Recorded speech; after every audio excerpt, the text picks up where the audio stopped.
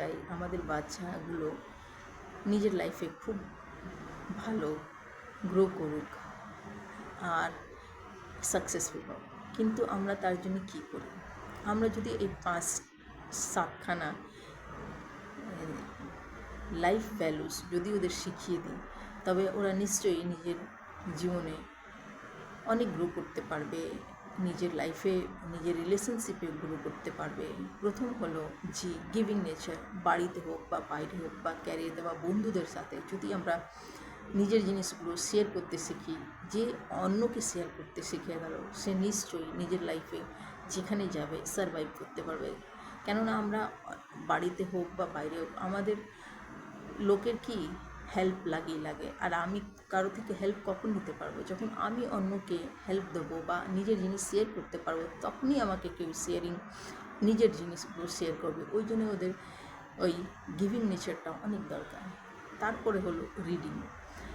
যদি বাচ্চাদের প্রত্যেক দিন 20 মিনিট করে নতুন কিছু পড়ে, মানে স্কুলের টেক্সট বুক ছাড়া যদি বাইরের কিছু story book, moral story book, self help book বা আমি নিজের স্টাডি টেবিলকে কীভাবে পরিষ্কার করবো, আমার রুটিনটা কীভাবে রাখবো, এই জিনিসগুলো যদি ওরা রিড করে প্রত্যেক দিন এই জিনিসগুলো যদি করে, তবে দেখবেন বাচ্চারা নিজের লাইফেও কী করবে, প্রত্যেক কাজগুলোকেও পারফেক্টভাবে করবে। আর দেন তার সাথে সাথে ওদের নলেজগুলোও বাড়বে, বা কোনো নতুন গেম হলো তার সম্বন্ধে জানতে পারে।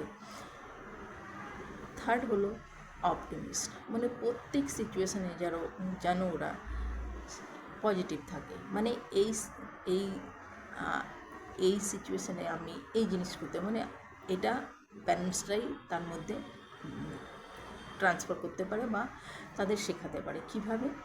আপনি যখন ওকে বলেন তুই যদি না পড়িস ফেল হয়ে যাবি, এই জিনিসটা না বলে যদি আপনি বলেন কি তুই যদি পড়িস তবে কী করবি, তুই অনেক আগে যাবি, তুই অনেক বাচ্চাদের হেল্প করতে পারবি বা অনেক লোকের হেল্প করতে পারবি একটা পজিশনে গিয়ে, বা তুই যদি না পড়িস তবে কীভাবে লোকের হেল্প করবি, কীভাবে নিজের জন্য আর্নিং করবি, তবে কি ভালো হয় না? তারপরে হলে ডাব্লু, মানে ওয়ার্কআউট। যেই মানুষের শরীর ঠিক নেই তার মন ঠিক থাকবে না, তার ব্রেন কীভাবে ঠিক থাকবে? তো যার শরীরে ব্যথা আছে সে কি কোনো কাজ করতে পারবে? তার জন্যে 20 মিনিটসে নিজের বাচ্চাকে বলবেন এক্সারসাইজ করতে। যোগা হতে পারে, ওটা জুম্বা হতে পারে, ওটা জিমেও যেতে পারে, যেটা ওদের পছন্দ, বা বাড়িতে নর্মাল ইজি এক্সারসাইজগুলো করতে পারে।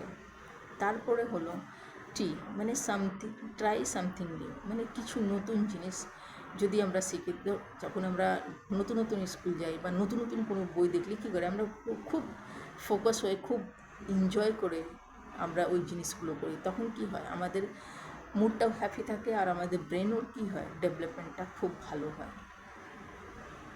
তারপরে হলো অনেস্টি, মানে লাইফে যদি আমরা অনেস্ট না থাকি, নিজের প্রতি অনেস্ট নেই, মানে নিজের জন্যে কিছু ভালো শরীরকে ঠিক রাখা, এক্সারসাইজ করছি না, ভালো খাবার দাবার খাচ্ছি না, নিজের ফ্যামিলির জন্য আমরা অনেস্ট নেই, মানে ফ্যামিলিকে ভালোবাসছি না, ওদের কথা আমরা মূল্য দিচ্ছি না, আমাদের রিলেশনশিপে আমরা অনেস্ট নেই, তবে কীভাবে আমরা কোথায় সারভাইভ করবো, বা নিজের কাজের প্রতি আমরা অনেস্ট নেই।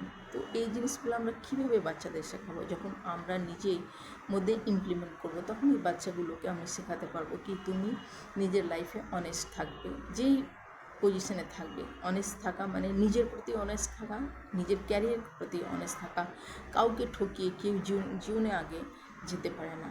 তারপরে হলো यानी স্পিরিচুয়াল হওয়া, यानी যে বাচ্চা স্পিরিচুয়াল হয় বা অন্যকে সাপোর্ট করতে শেখে সে বাচ্চা কখনো ভুল পথে যায় না, কেননা তার মধ্যে একটা ভয় থাকে কি কেউ আছে যে দেখছে, আমি যদি ভুল করি নিশ্চয়ই আমার কি হবে, আমার কর্মটা খারাপ হবে।